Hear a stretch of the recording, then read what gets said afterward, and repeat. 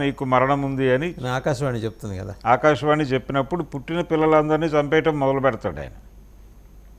దాదాపు ఇదే మనకు బైబిల్లోనూ కనిపిస్తుంది. అంటే భాగవతానికి బైబిల్కి చాలా పోలికలు ఉన్నాయి.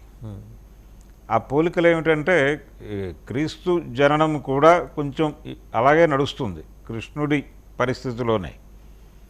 ఆ టైంలో ఎవరు ప్రెగ్నెంట్గా ఉన్నారు అనేది చెక్ చేయటము, ఎవరు డెలివరీ అవుతున్నారని చెక్ చేయడం. చెరసాల్లో పుడితే ఆయన పశువుశాలలో పుడతారు. వాళ్ళు పారిపోతూ అక్కడ దాక్కుంటారు. ఆ దాక్కున్న సమయంలో అక్కడ పుడతాడు ఆయన. ఇది అక్కడ పవిత్రాత్మ అంటే పరిశుద్ధాత్మతో ఆవిడ గర్భవతి అవుతుంది మరియా. ఇది బైబిల్కి సంబంధించినటువంటి అంటే క్రీస్తు జననానికి సంబంధించినటువంటి ఒక రెఫరెన్స్. ఇవన్నీ కూడా మనకి ఈ సినిమాలో కనిపిస్తాయి. అంటే కేవలం నాగేశ్వరిని గ్లోబల్ ఆడియన్స్ని దృష్టిలో పెట్టుకొని ఎక్కువ ఫోకస్ పెట్టినట్టు అనిపిస్తుంది. మనకేంటంటే మన మిథాలజీలో ఎక్కువ యాక్సెప్ట్ చేయరు ఆ టెండెన్సీని, అందువల్ల ఫస్ట్ హాఫ్ డల్ అయిపోయి ఉంటుందని అది కూడా ఉంది. దీంతో పాటు ఇంక కొంచెం విపరీతంగా అనిపించిన విషయం ఏంటంటే అది కూడా గ్లోబల్ ఆడియన్స్ కోసం చేసుండొచ్చు ఆయన. ఈ శంబల అనేటువంటి గ్రామం అది సామ్రాజ్యము అన్నవాళ్ళు కూడా ఉన్నారు. ఆ సామ్రాజ్యము అన్నవాళ్ళు ఉన్నారు. అయితే శంబల గ్రామం అది పూర్తిగా హిందూ పురాణాల ప్రకారం హైందవ ధర్మం 4 పాదాలతో నడిచినటువంటి గ్రామంగా అది రాసుకున్నారు వీళ్ళు. ఈ సినిమాలో మరియా అనేటువంటి ఆ ఊరి పెద్ద ఒక ఆవిడ ఉంటుంది. ఆవిడ పేరు అంటే శోభన చేసింది ఆ క్యారెక్టర్ పేరు మరియా, మరియమ్మ అలా పిలుస్తారు.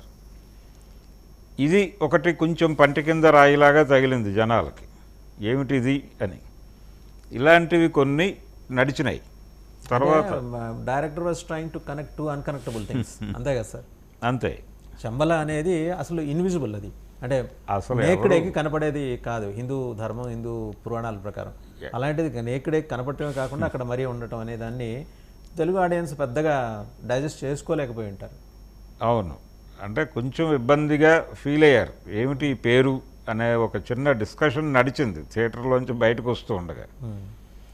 అయితే విజువల్గా చాలా అద్భుతంగా తీసాడు ఆయన. టేకింగ్ సైడ్ విజువల్ వరకు ఫీస్ట్ కింద లెక్క, విజువల్ ఫీస్ట్ అది. అంటే ఆయన బ్రెయిన్లో ఉన్నటువంటి ఒక ప్లాన్ ఉంది, ఒక డిజైన్ ఉంది. అంటే హాలీవుడ్ లెవెల్లో మనం సినిమా తీయలేమా అనేది, అది సక్సెస్ఫుల్గా తీయగలిగాడు. టెక్నికల్గా ఇబ్బంది ఏం లేదు ఆ సినిమాలో. కానీ సబ్జెక్ట్ పరంగా అతను చేసినటువంటి కొన్ని ఇవి అంటే సుమతి కడుపున కృష్ణుడు, అలాగే మరియా ఈ పేర్లు, ఆవిడ పరిశుద్ధాత్మ ద్వారా అలా గర్భవతి అయినట్టుగా ఒక కల్పన, ఇవి కొంచెం హిందూ మైథాలజీ ప్రకారం వెడుతున్నాను అని చెప్పాడు ఆయన. పైగా అశ్వత్థామ మరియను కలవటానికి వెళ్ళటం, ఇలాంటివి కొంచెం అంటే పైగా ఆవిడ గెటప్ కూడా కొంత మదర్ తెరెసా టైప్లో వెళ్ళాడు. అంటే క్రీస్తు పూర్వాన్ని క్రీస్తు శకాన్ని అనుసంధానం చేసే ప్రయత్నం చేశాడు. అదే చేశాడు ఆయన. BC and AD were connected. అవును, అదే ప్రయత్నంలో భాగంగానే జరిగింది ఇది. వీళ్ళు పెద్ద సీరియస్గా పట్టించుకోలేదు. ఒక సెక్షన్ ఆఫ్ ఆడియన్స్లో కొంచెం అది డిస్కషన్గా మారింది. తర్వాత కర్ణుడి క్యారెక్టర్, ప్రభాస్ది కర్ణుడి క్యారెక్టర్ అని చెప్పినప్పుడు ఆ క్యారెక్టర్ డిజైనింగ్ కూడా అదే ధోరణిలో నడిచింది.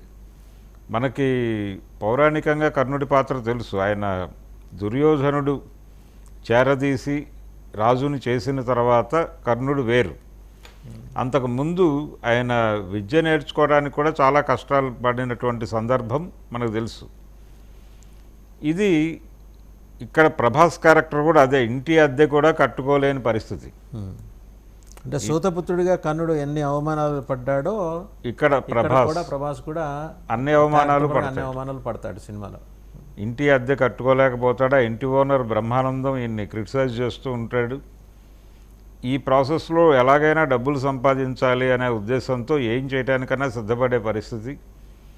ఈ ప్రయత్నంలో అక్కడి నుంచి తప్పించుకుని శంబల వచ్చేసినటువంటి సుమతిని తిరిగి తీసుకొచ్చి అప్పచెప్తాను. దానికి సంబంధించి ఆయన కోరిక ఏంటంటే కాంప్లెక్స్లోకి ప్రవేశము, అలాగే తను ఎలా ఖర్చు పెట్టుకుంటే అలా డబ్బులు ఇచ్చేలాగా ఒక వెసులుబాటు.